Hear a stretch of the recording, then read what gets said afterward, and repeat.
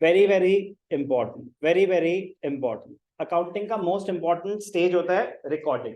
Accounting का most important stage होता है रिकॉर्डिंग। रिकॉर्डिंग करने से पहले हमें ये समझ आना चाहिए कि कौन सा अकाउंट डेबिट होगा, कौन सा अकाउंट क्रेडिट होगा। अभी हम रिकॉर्डिंग नहीं कर रहे, रिकॉर्डिंग होगी जर्नल में, बट रिकॉर्डिंग के लिए जितनी बातें यूज होनी है वो सब कवर हो जाएंगी इस क्वेश्चन में। रिकॉर्डिंग के लिए जो भी रिक्वायरमेंट है, रूल्स की, अंडरस्टैंडिंग की, एप्लीकेशन की, वो सब यूज हो जाएगी इस टाइप के क्वेश्चन। और ये हम कौन से टाइप के किस मेथड से कर रहे हैं, किस अप्रोच से कर रहे हैं? अभी मॉडर्न अप्रोच से कर रहे हैं। Analyse the following transactions. Transactions को एनालाइज कर रहे हैं। State the nature of accounts and state which account will be debited and which account will be credited. एक करके दिखाऊंगा, उसके बाद पहला मैं एक खुद करके दिखाऊंगा, फिर हम साथ करेंगे, ठीक है? Anuj started business with cash. तो पहली ट्रांजैक्शन क्या है? Anuj started business with cash. Anuj started business with cash. Anuj started business with cash. कितना? 1 लाख। Accounts involve. अब ध्यान से देखना, इस पर्टिकुलर ट्रांजैक्शन में Anuj started business with cash, accounts involve क्या क्या हैं इस ट्रांजैक्शन में? सर एक तो है कैपिटल अकाउंट, ठीक है, एक है कैपिटल अकाउंट और एक है कैश अकाउंट। क्योंकि अभी स्टार्टिंग है तो मैं उस चीज पे फोकस नहीं कर रहा कि मैं पहले डेबिट लिख रहा हूँ या क्रेडिट लिख रहा हूँ। अभी बस आप आइडेंटिफाई करना सीखें, फिर धीरे धीरे मैं आपको परफेक्शन पे लेके जाऊंगा। बट पहले अकाउंट्स इन्वॉल्व क्या क्या है? कैश और कैपिटल।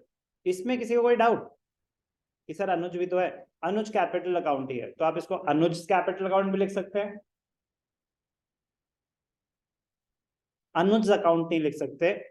कैपिटल अकाउंट लिख सकते हैं या अनुज कैपिटल अकाउंट। अनुज कैपिटल अकाउंट नेचर क्या होगा? करेक्ट, नेचर हो गया capital. Cash asset. How affected इस ट्रांजैक्शन में, इस पर्टिकुलर ट्रांजैक्शन में कैपिटल इंक्रीज हो रही है या डिक्रीज? बिजनेस में कैपिटल इंट्रोड्यूस हुई, तो इस पर्टिकुलर ट्रांजैक्शन में कैपिटल इंक्रीज हो रही है या डिक्रीज? Increase, correct. बिजनेस में कैश आया, कैश बैलेंस इंक्रीज हो रहा है या डिक्रीज? इंक्रीज। तो इंक्रीज इन कैपिटल डेबिटेड या क्रेडिटेड?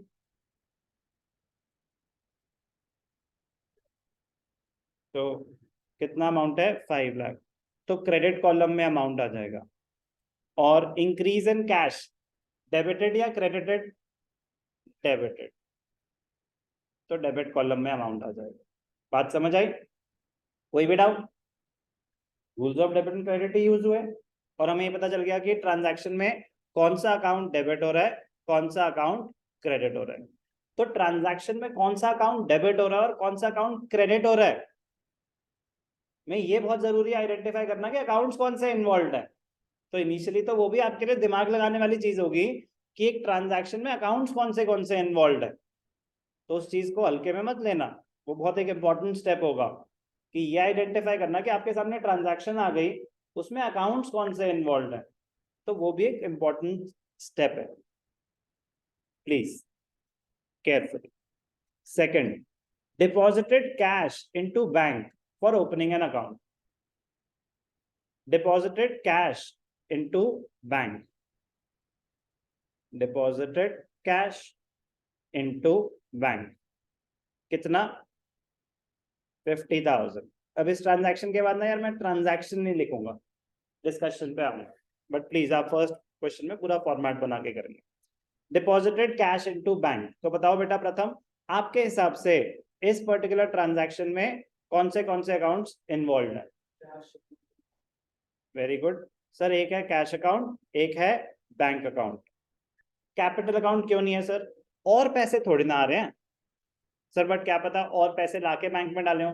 कुछ मेंशन नहीं है तो आपको क्या बताया कि बिजनेस का कैश यूज हुआ होगा। Nature cash, bank asset, sure correct, bank account asset, bank overdraft is a liability, bank account is an asset. Clear? Sir दोनों एसेट हो सकते हैं, बिल्कुल हो सकते हैं। दोनों डेबिट नहीं हो सकते, दोनों क्रेडिट नहीं हो सकते। इस पर्टिकुलर ट्रांजैक्शन में cash deposited in the bank, cash का बैलेंस बढ़ रहा है या कम हो रहा है?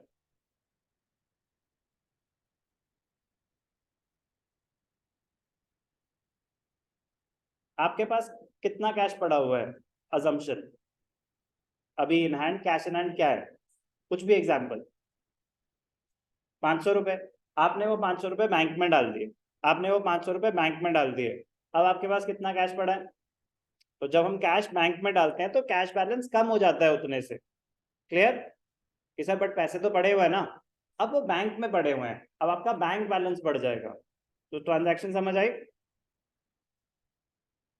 Cash deposited in the bank, cash increase हो रहा है या decrease? Be loud. Correct. Bank balance increase हो रहा है या डिक्रीज? प्रथम इंक्रीज। कैश डिक्रीज हो गया, डिक्रीज इन एसेट, डेबिटेड या क्रेडिटेड? आंतरिक। डिक्रीज इन एसेट, डेबिटेड या क्रेडिटेड? डेबिटेड या credited? Wrong, credited.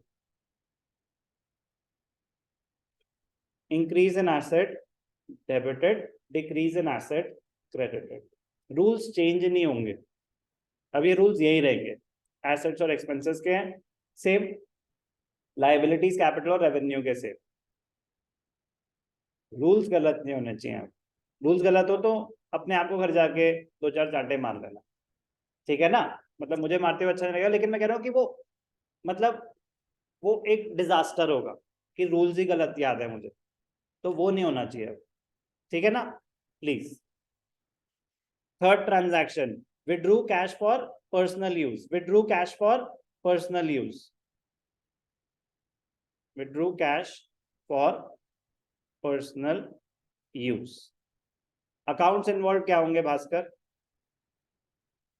Withdrew cash for personal use, amount कितना है? 5000। जल्दी बोलेंगे। Accounts involve, very good. एक तो हो गया cash account, withdraw cash for personal use. एक हो गया cash account, okay. According to your bank account. Akshar? Drawings. Pratham capital, not sure.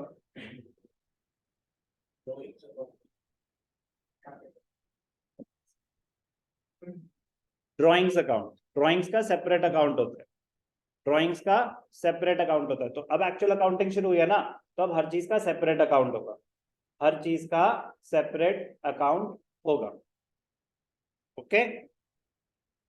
अब आपका आ जाएगा जो डाउट है ना, वो अभी 1 मिनट में क्लियर हो जाएगा। कैश का नेचर क्या होता है? ड्रॉइंग्स का नेचर क्या होता है? कैपिटल। तो ये चीज यहाँ पे आके क्लियर हो जाती है, क्योंकि यहाँ पे वो सोच भी नहीं पाओगे आप जो सोच रहे थे ना, तो वो अपने आप ही प्रूव हो जाएगा कि ड्रॉइंग्स का नेचर क्या होता है? कैपिटल। तो जब मैंने कैश विड्रॉ करा बिजनेस से, transactions are recorded from the point of view of the business और from the point of view of the owner, business के पॉइंट ऑफ व्यू से। तो जब मैंने कैश विड्रॉ करा बिजनेस से, तो बिजनेस में कैश बैलेंस बढ़ा या कम हुआ? तो डिक्रीज। ओनर ने बिजनेस में से कुछ पैसे विड्रॉ कर लिए, तो उसका ड्रॉइंग्स का नेचर क्या होता है? कैपिटल। ड्रॉइंग्स का नेचर क्या है? कैपिटल। वो कोई पर्सनल बिजनेस एक्सपेंस नहीं है, it is a personal expense, capital उसका नेचर है। तो जब हम विड्रॉ कर रहे हैं कुछ भी, कैपिटल बढ़ेगी या कम होगी? उसका नेचर कैपिटल है। तो पहले ड्राइंग्स अकाउंट क्रिएट होता है, फिर वो इवेंचुअली कैपिटल में ही एडजस्ट होता है, बट ड्राइंग्स का सेपरेट अकाउंट होता है, तो कैपिटल डिक्रीज होगा। सर दोनों चीजें डिक्रीज हो सकती है क्या? बिल्कुल हो सकती हैं, बिल्कुल हो सकती है। दोनों चीजें डेबिट नहीं हो सकती, दोनों चीजें क्रेडिट नहीं हो सकती, अगर दो ही चीजें हैं तो। बात समझ आई? एसेट डिक्रीज हुआ, एसेट डिक्रीज हुआ, डेबिट या क्रेडिट? क्रेडिट। कितना? 5000। कैपिटल डिक्रीज हुआ, डेबिट। कितना? 5000। बात समझ आई? क्लियर?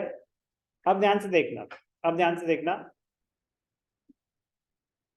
अब बस एक चीज का और ध्यान रखना, अब एक चीज का और ध्यान रखना। क्या? तो वो आपको परफेक्शन की तरफ ले जाएगी। फोर्थ, तो अभी बस मैंने आपकी अंडरस्टैंडिंग के लिए सारी चीजें बता दी, लेकिन फोर्थ ऑनवर्ड्स जो है ना, एक्चुअल प्रेजेंटेशन जो होनी चाहिए वो फोर्थ ऑनवर्ड्स अब मैं कर रहा हूँ। एक्चुअल जो प्रेजेंटेशन होनी चाहिए ना, वो मैं फोर्थ ऑनवर्ड्स कर रहा हूँ। बस ध्यान से देखना फर्क क्या हुआ। Withdrew cash from bank for office use, bank से कैश विड्रॉ करा है ऑफिस यूज के लिए। अभी कैश विड्रॉ करा है या कोई खर्चा हो गया है? अभी सिर्फ कैश विड्रॉ करा है, अभी सिर्फ कैश विड्रॉ करा है। तो बैंक से जब कैश विड्रॉ करते हैं तो दो रीजन हो सकते हैं, एक पर्सनल यूज और एक ऑफिस यूज। पर्सनल यूज होता तो ड्रॉइंग्स होता, ऑफिस यूज के लिए कर रहे हैं।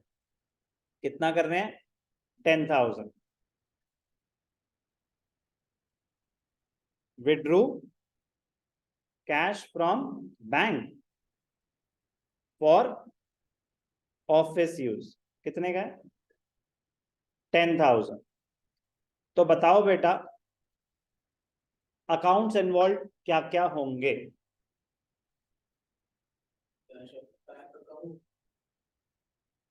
बैंक से विड्रॉ हो रहा है तो बैंक बैलेंस तो अफेक्ट होगा ही होगा, तो एक तो हो गया बैंक अकाउंट। दूसरा,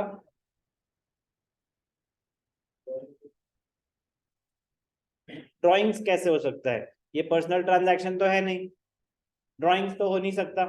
क्या होगा वो तो बात की बात है, बट ड्रॉइंग्स का तो कोई चांस ही नहीं है, because it is not a, बड़ा स्पेसिफिकली मेंशन्ड है फॉर ऑफिस यूज। कुछ मेंशन नहीं होता तो भी ऑफिस यूज ही मानते। पर्सनल यूज तो माना ही कब जाता है? जब स्पेसिफिकली मेंशन्ड हो। क्लियर? ड्रॉइंग्स नहीं हो सकता यहाँ पे। एक अकाउंट है बैंक अकाउंट, दूसरा अकाउंट इन्वॉल्व क्या होगा आपके हिसाब से?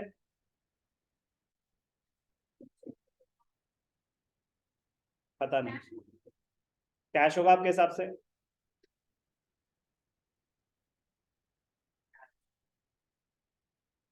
अब ध्यान से सुनना, बहुत इंपॉर्टेंट स्टेप है, बहुत इंपॉर्टेंट स्टेप। तो ये आपको माइंड में सोचने पड़ेंगे, अब थोड़ा दिमाग पे जोर डालना पड़ेगा कि अकाउंट्स इन्वॉल्व क्या क्या है। तो सोच लिए, बैंक और cash is the correct answer, bank और cash is the correct answer. ध्यान से सुनना बेटा, अब जर्नल के लिए रेडी हो रहे हो आप, अब जर्नल के लिए रेडी हो रहे हो। दिमाग में सोचा कि अकाउंट्स इन्वॉल्व क्या क्या है, बैंक और कैश है, यहां तक पहुंच गए सब। अब दिमाग में ही सोचना है कि इनका नेचर क्या है, कहीं कुछ अभी लिखना नहीं है, दिमाग में ही सोचना है कि इनका नेचर क्या है। सोच सकते हैं ना, कोई बड़ी बात तो नहीं है। बैंक का नेचर, कैश का नेचर, दोनों ही एसेट है। ठीक है, इस पर्टिकुलर ट्रांजैक्शन में, इस पर्टिकुलर ट्रांजैक्शन में बैंक से कैश विड्रॉ हुआ है, तो कौन सा एसेट इंक्रीज हो रहा है, कौन सा डिक्रीज हो रहा है?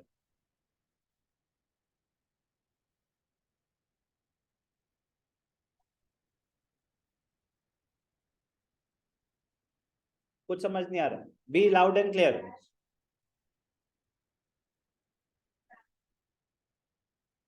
समझ आ रहे हैं वर्ड क्या बोल रही है लास्ट में? Is it clear? Is it clear? मतलब it may be clear but not sounding clear to me. Clear है? वो जो लास्ट में इंक्रीज बोल रहे हैं डिक्रीज बोल रहे हैं, क्रीज तो सुनाई दे रहा है। तो हाँ, मतलब we loud, increase, decrease. okay, so you say that cash balance will decrease and bank balance will increase। हम बैंक से पैसे विड्रॉ कर रहे हैं और मेरा बैंक बैलेंस बढ़ रहा है। चमत्कार। तो जब बैंक से पैसे विड्रॉ कर रहे हैं तो बैंक बैलेंस बढ़ेगा या कम होगा? डिक्रीज? यस और नो? और कैश बैलेंस इंक्रीज। माइंड में चल रही है सारी बातें, कोई ज्यादा माइंड पे मतलब ब्रेन हैमस्ट्रिंग की वो दिक्कत तो नहीं है ना, कि भैया मतलब इतना दिमाग पे जोर नहीं डाल सकते हम, बेसिक चीजें हैं, डल सकता है? डल सकता है कि नहीं डल सकता? ठीक है, समझ नहीं आया कि हाँ बोला कि ना।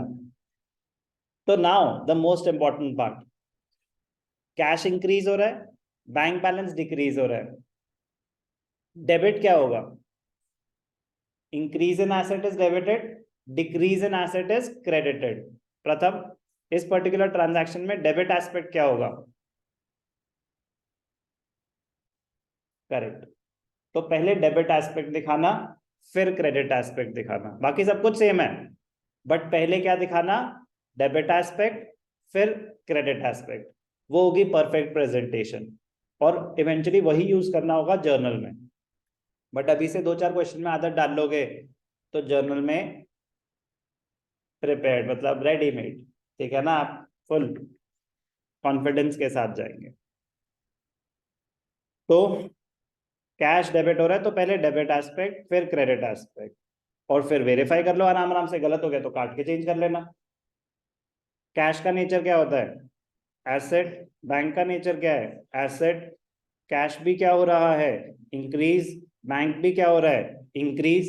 सॉरी, बैंक क्या हो रहा है? डिक्रीज। वो आपका आंसर याद रहेगा। ध्यान से देखना, जब कैश इंक्रीज हो रहा है तो एसेट इंक्रीज हो रहा है, तो increase in asset is debit. तो ऐसे डेबिट एस्पेक्ट और ऐसे क्रेडिट एस्पेक्ट। बात समझ आई? क्लियर? चलो सर एक और करते हैं ऐसे। हाँ, अब आएगा मतलब ये तो एक अच्छा कॉन्सेप्ट है, ध्यान से देखना। रूल सीखेंगे एक नया। If a cheque is received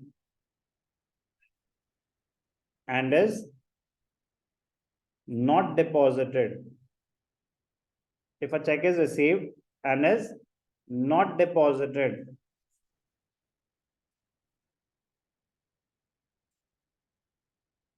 in the bank on the same day,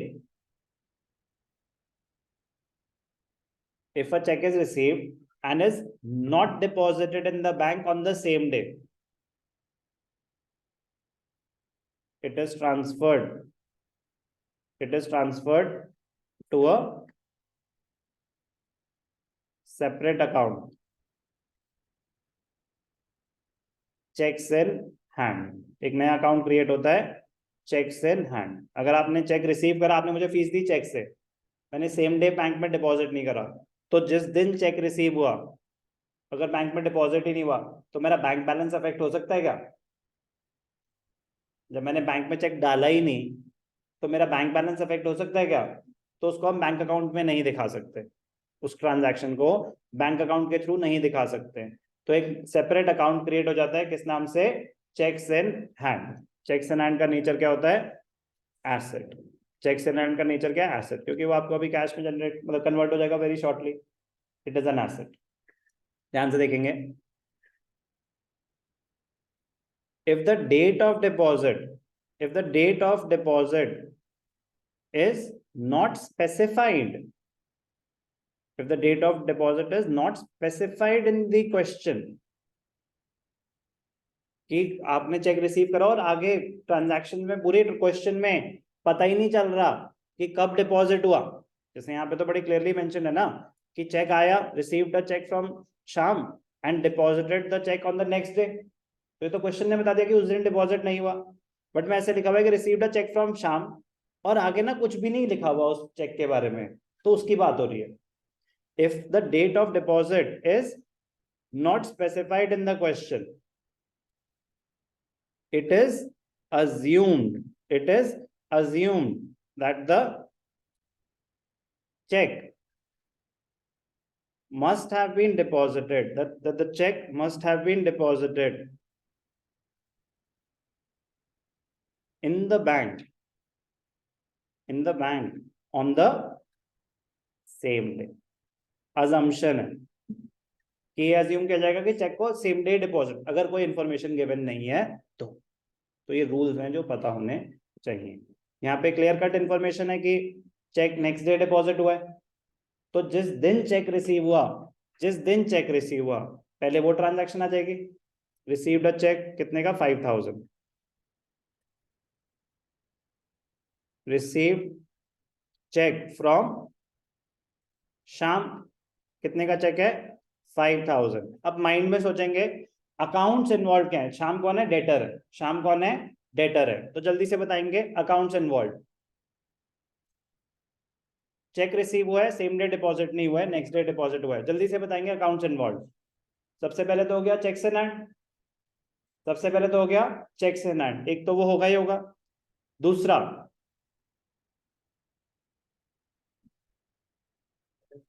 debtors,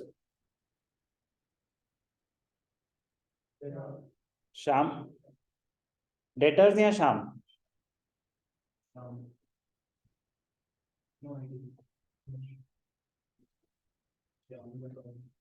शाम। बैंक अकाउंट अफेक्ट नहीं हो सकता, अभी तो चेक आया है, बैंक तो हम गए ही नहीं, तो बैंक अकाउंट अफेक्ट नहीं हो सकता, ये क्लियर है। फिर डाउट आता है कि डेटर्स या शाम। अकाउंटिंग इक्वेशन में सेपरेट अकाउंट नहीं क्रिएट होते थे, डेटर्स के इंडिविजुअली डेटर्स दिखाते थे, क्रेडिटर्स के इंडिविजुअली नहीं होते थे, क्रेडिटर्स दिखाते थे। एक्चुअल अकाउंटिंग में हर एक का सेपरेट अकाउंट क्रिएट होता है, तो शाम का सेपरेट अकाउंट आ जाएगा, शाम का सेपरेट अकाउंट आ जाएगा। तो चेक रिसीव फ्रॉम शाम, ध्यान से सुनेंगे जल्दी से। चेक रिसीव फ्रॉम शाम, चेक्स इन हैंड और शाम। आप हो शाम, मैं अपने बिजनेस में अकाउंटिंग कर रहा हूं, तो मैंने शाम से पैसे लेने थे, शाम से चेक आ गया, जल्दी से सुनेंगे। चेक्स इन हैंड का नेचर क्या है एसेट, शाम डेटर, डेटर का नेचर क्या होता है एसेट।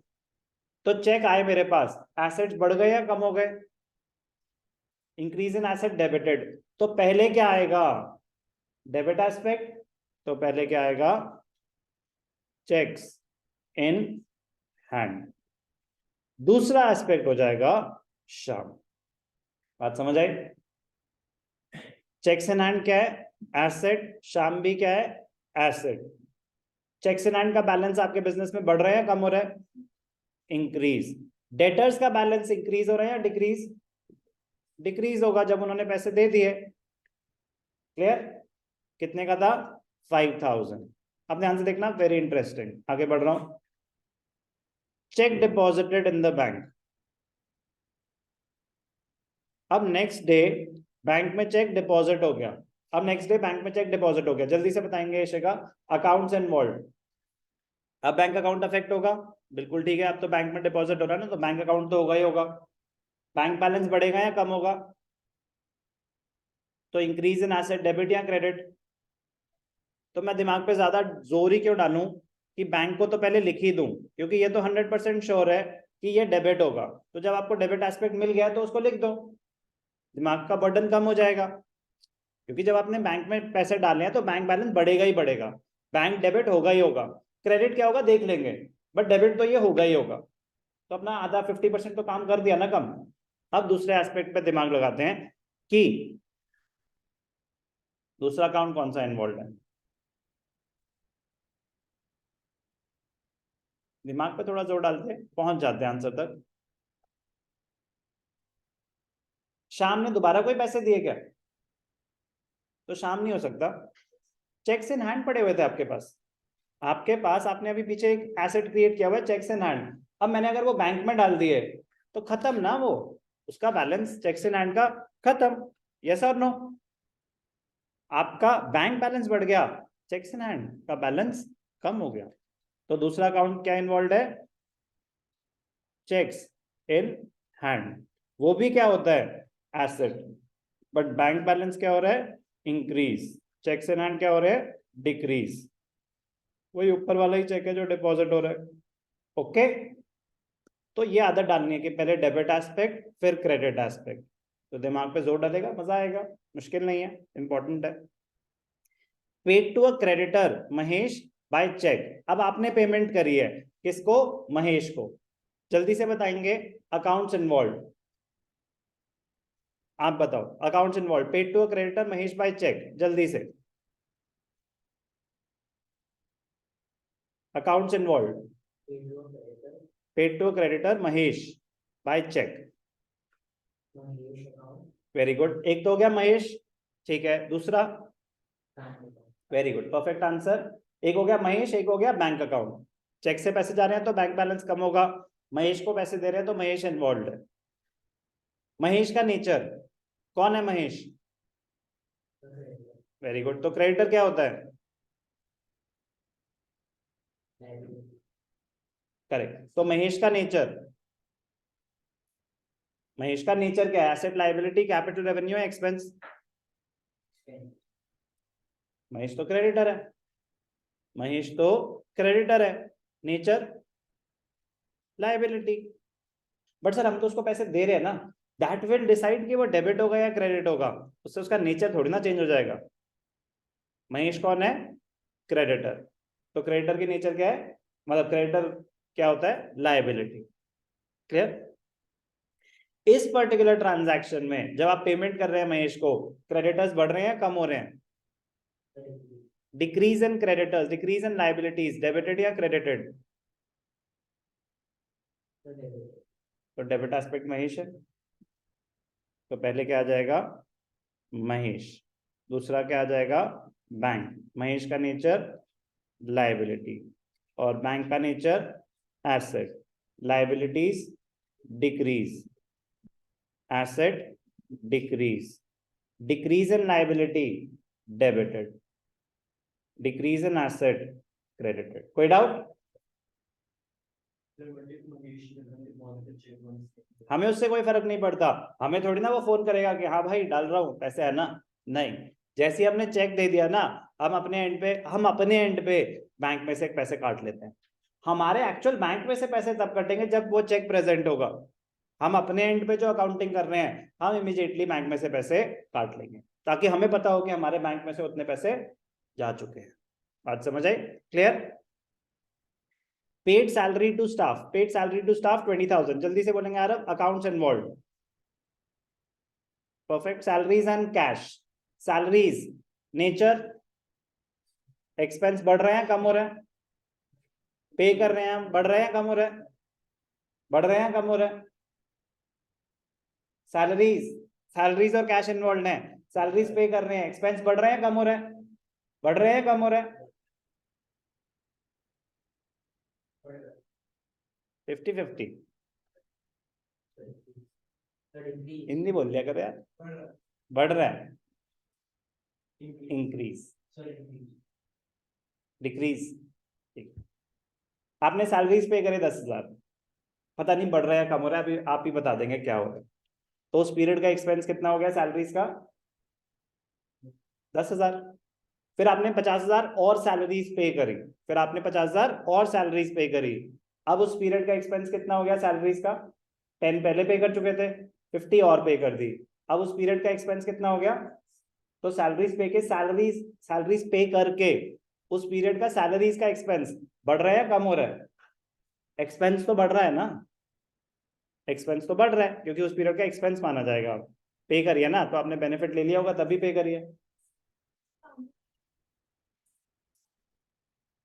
सैलरीज का तो कोई अकाउंट ही नहीं होता अकाउंटिंग इक्वेशन में, एक्सपेंस है वो। सैलरीज क्या है? एक्सपेंस है, हम उस पीरियड का एक्सपेंस मान रहे हैं। अब वो एक्सपेंस कौन बेयर करेगा? ओनर बेयर करेगा, तो उसकी वजह से कैपिटल में से माइनस हो जाता है। उसकी वजह से वो तो एक एक्सपेंस है, एक एक्सपेंस माना जाता है उस पीरियड का, and all expenses are to be borne by the owner, इसीलिए वो अकाउंटिंग इक्वेशन में कैपिटल में से माइनस हो जाता था। बट उस पीरियड का एक्सपेंस तो बढ़ ही रहा है। यस और नो? कोई डाउट? कोई doubt? Increase in expenses debited और क्रेडिटेड? डेबिट। तो salaries expense, cash asset, expense increase, asset decrease. कितना था? 20,000। 20। कोई भी डाउट? समझ आ रहा है क्या हो रहा है? Paid rent by cheque, rent debited, bank credited. Paid interest on loan, interest debited, कुछ स्पेसिफाइड नहीं है तो हमने बैंक से पे करा होगा। ध्यान से सुनना, पेड रेंट बाय चेक, तो अकाउंट्स इन्वॉल्व क्या हो गए? रेंट और बैंक। रेंट आपका एक्सपेंस है, एक्सपेंसेस बढ़ रहे हैं, रेंट डेबिटेड, बैंक में से पैसे कट जाएंगे, बैंक क्रेडिटेड। कोई doubt? Paid interest on loan, आपने कोई लोन बोरो किया हुआ था, कुछ मेंशन्ड है? कोई मेंशन नहीं, कुछ भी मेंशन नहीं है, तो आपको भी इमेजिन करना पड़ेगा कि हाँ कर रखा होगा। कुछ मेंशन नहीं है और बैंक बैलेंस एग्जिस्ट करता है, तो हम अज्यूम करेंगे कि बैंक से बोरो किया होगा। हम क्या अज्यूम करेंगे? बैंक से बोरो किया। अगर कुछ स्पेसिफाइड नहीं है और बैंक बैलेंस आपका एग्जिस्ट करता है ना, डिपॉजिटेड बैंक, तो मतलब बैंक बैलेंस एग्जिस्ट करता है, तो नॉर्मली लोन कहाँ से लेते हैं, इंसानों से या बैंक से? नॉर्मली बैंक से, नॉर्मल सिनेरियो में बैंक से। तो इंटरेस्ट ऑन लोन एक बैंक ट्रांजैक्शन मानी जाएगी अनलेस स्पेसिफाइड कि वो कैश में पे हुई है। कब? जब बैंक बैलेंस एग्जिस्ट करता है। तो अगर बैंक बैलेंस एग्जिस्ट ही नहीं करता तो कैश से कर देंगे, ऑप्शन ही नहीं है आपके पास। समझ आ रहा है क्या बोल रहा हूँ?